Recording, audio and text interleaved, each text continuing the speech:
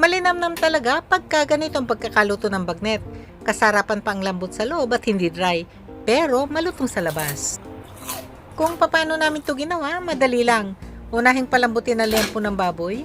May iba't ibang version na nga rin pala ang paggawa ng bagnet. Yung iba walang rekado, at yung iba naman may rekado. At dito naman sa version ko, may konting rekado lang. Timplahan ng 2 kutsara ng asin, 1 kutsara ng paminta, dinikdik na siling labuyo para mapalabas yung lasa. Siguraduhin lang na sapat yung dami ng tubig. Yung ganyan no, lubog yung karne at mga rekado sa tubig. Takpan hanggang sa kumulo at lutuin pa ito ng 45 minutos sa pinakamahinang apoy. At pagkatapos nga ng 45 minutos, isara na ang apoy. At hayaan lang ito nakatakip sa loob ng 6 na oras. Mas maganda pa nga kung overnight. At ilagay lang din ito sa room temperature. Siguraduhin lang na huwag bubuksan ng takip sa loob ng 6 na oras.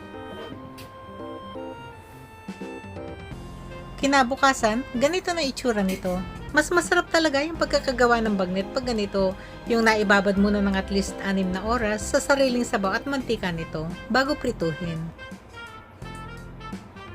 Makikita rin na tamang-tama lang yung pagkakapalambot, hindi sobrang lambot. Ngayon, pwede na itong ahunin. Isa-isahing isalansan sa salaan para mas magandang pagkakapatuyo nito.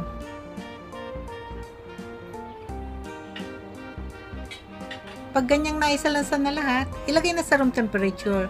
Mas maganda kung yung nahahanginan. Pero mas maganda pa kung sa loob ng ref ito ilalagay, huwag sa freezer. At hayaan lang itong nakayangyang overnight para mapatuyo nitong mabuti. At kinabukasan nga, ganito na itsura nito galing sa ref.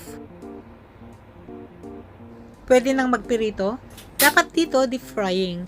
At ang gagamitin dito yung pinakamalakas na setting ng apoy. Maglagay na ng mantika. Pinagpirituhan ko nga rin pala ng karne ng baboy itong mantikang ito the other day. Pero pangalawang beses ko pa lang naman ito gagamitin ngayon. Kaya naman, pwede pa itong gamitin. Yan, pagka ganyang bumubula na yung mantika sa wooden ladle, pwede na magpirito. Isa-isahin ng ipirito ang liempo ng baboy. Sa ganitong pagpipirito, gumagamit talaga ako ng mahabang guwantes para naman hindi ako matalsikan. At sa panahon ng pagpipirito, naglalagay ako talaga ng takip. Yung ganyan no, yung may bahagyang singawan. Nang sa gayon, malutong yung pagkakapirito ng bagnet. At hindi kung saan magtatalsikan yung mantika. Yan no, naririnig nyo yung nagngangalit na talsikan. Nako, ang sakit niyan pag natalsikan. Matapos ang ilang minuto ng pagpipirito, balik ta rin din yung kabilang panig para mas magandang pagkakapirito nito. At pagka ganyan na, yung hindi na maingay yung mantika, ilagay na yung malaman na parte ng liempo. Siguraduhin lang na yung pagkakalagay, lubog din ito sa mantika. Saka na tutakpan. Yung ganyan na may bahagyang singawan yung pagkakatakip. Patuloy pa itong lutuin hanggang sa golden brown na ang kulay nito. Minsan-minsan, haluin din ito para mas magandang pagkakapirito. Mas mabilis nga palang prituhin itong malamang parte ng liempo. Kaya wag na wag itong i-overcook para naman crunchy at tender and juicy pa pagkakainin. Yan. Pag ganyan ang itsura nito, pwede na itong ahunin at ilagay sa strainer. Saka na itabi. Patuloy lang nalutuin itong parteng may balat hanggang sa mapalutong na ito.